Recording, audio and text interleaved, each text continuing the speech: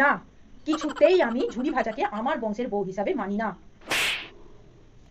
আর এই এত বড় চানাচুর বংশের বউ হবে কিনা ওই সামান্য ঝুড়ি ভাজা? ওই ঝুড়ি ভাজার মধ্যে কোনো যোগ্যতা নেই যে আমার চানাচুর বংশের একমাত্র বংশধর বাদামের বউ হওয়ার। কিছুতেই ওকে আমি আমার বাড়ির বউ হিসাবে মানি না। বলো মা, দাও, তুমি ঝুড়ি ভাজাকে এক্ষুনি ছেড়ে দাও। আমি তোমার উকিল কাকুকে বলে তোমাদের ডিভোর্সের ব্যবস্থাটা করে দিচ্ছি। আর নিমকির মতো এমন সুন্দরী একটা মেয়ে থাকতে তুমি কিনা ঝুড়ি ভাজার দিকে নজর পড়লো? ছি, তোমার নজর এত নিচু কি করে হলো বাদাম? কি করে হলো? মা, আর তা হয় না। আমি ঝুড়ি ভাজাকে বিয়ে করেছি। ঝুড়ি ভাজা আমার বিবাহিত স্ত্রী। আমি ওকে কখনোই ছেড়ে দিতে পারবো না। তাছাড়া মা, ঝুড়ি ভাজার সঙ্গে তো বাদামকেই মানায়, বাদামের সাথে ঝুড়ি ভাজাকেই মানায়, বাদামের সাথে কখনো নিমকিকে মানায় না। বাদাম, তুমি আন্টির মুখে মুখে কথা বলছো? ছি ছি ছি বাদাম, আমি কখনো ভাবিনি তুমি এরকম কাজ করতে পারো। বাদাম আর ঝুড়ির কত সুন্দর একটা কম্বিনেশন, আর তুমি বলছো কিনা আমাকে নিমকিকে বিয়ে করতে হবে। বাদাম, তোমার এত সাহস হয় কি করে? তুমি আমার চোখে চোখ রেখে আমার মুখে মুখে কথা বলে যাচ্ছ সেই থেকে। আর এই একটা মেয়েকে দেখে আমার মাথার শির শুদ্ধ গরম হয়ে যাচ্ছে, তার উপর তুমি আমার মুখের ওপর সমানে কথা বলছো। এটা তোমাকে কে শিখিয়েছে বাদাম? ছোটবেলা থেকে আমি তো শেখাইনি যে বড়দের মুখের উপর তুমি কথা বলো। নিশ্চয়ই এই মিডিল ক্লাস ঝুড়ি ভাজা মেয়েটা শিখিয়েছে, তাই না?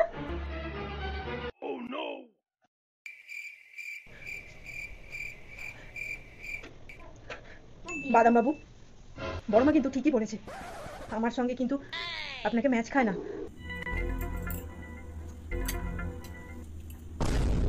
এছাড়া আমার কোনো বংশ পরিচয় নেই, আমার কোনো মা বাবা ঠিক নেই। আর আপনার মতো একটা ভালো মানুষের সাথে, এত বড় ফ্যামিলির ছেলে আপনি, আপনার সাথে নিমকি দিদিমণিকেই মানায় বাদাম দাদাবাবু, আমাকে না। আমি নিমকিকে বিয়ে করতে পারবো না। বাদাম প্লিজ চুপ করো। বড়মা, তুমি চিন্তা করো না, বাদাম দাদাবাবু আমাকে ছেড়ে দেবে। তুমি উকিল বাবুকে খবর দাও, নিমকি দিদিমণির সঙ্গে বিয়ের ব্যবস্থা করো। ঝুড়ি ভাজা যদি এ বাড়ি ছেড়ে চলে যায়, তাহলে আমিও ওর সাথে এ বাড়ি ছেড়ে চলে যাব। আমার দায়িত্ব ঝুড়ি ভাজাকে রক্ষা করা, আমি এখন ওর স্বামী।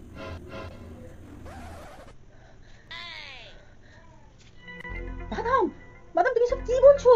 তুমি বলছো তুমি তোমার মাকে ছেড়ে ওই একটা মিডল ক্লাস ফ্যামিলির মেয়ের জন্য তুমি তোমার মাকে ছেড়ে চলে যাবে, যে মায়ের জন্য তুমি সব কিছু করেছো, আজকে আজকে সেই মাকে ছেড়ে তুমি চলে যেতে চাইছো?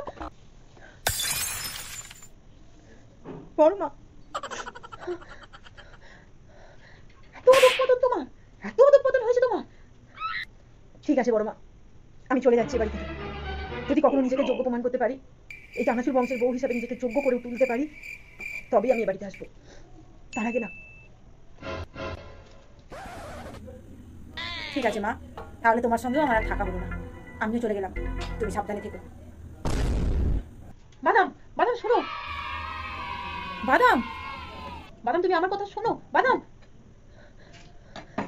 নিমকি, নিমকি কি হবে? নিমকি আমার ছেলেটাকে নিয়ে চলে গেল। এটার জন্য, ওই মেয়েটার জন্যই তো বাদামের এত বার বেড়েছে। তুমি চিন্তা করো না আন্টি, বাদাম ঠিক চলে আসবে। বাদাম তোমাকে ছাড়া একটা দিনও থাকতে পারবে না, আর ওই গিঁয়ো জঙ্গলি ভূতটার সঙ্গে তো থাকতেই পারবে না। ছেলেটার কি হবে নিমকি? আমার ছেলেটার কি হবে এবার? নিমকি, নিমকি অনেকক্ষণ হয়ে গেল, আমার ছেলে আসছে না। নিমকি, মনে হয় আমার ছেলে কিছু হয়ে গেল। নিমকি তুমি, আন্টি, আন্টি এত চিন্তা করো না আন্টি, বাদাম চলে আসবে। তুমি শুধু আমার আর বাদামের বিয়ের ব্যবস্থাটা করো, বাকিটা আমি দেখে নিচ্ছি। তুমি কিছু একটা করো নিমকি, আমার শরীরটা খারাপ করছে নিমকি। আন্টি, আন্টি,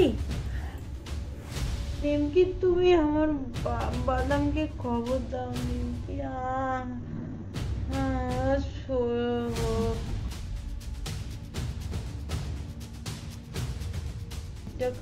খারাপ করছে।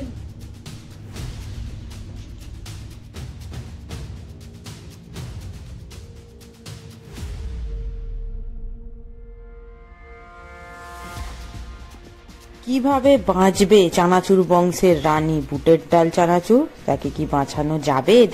দেখতে হবে চানাচুরের জীবন কথা, শুধুমাত্র তারা বাংলায়।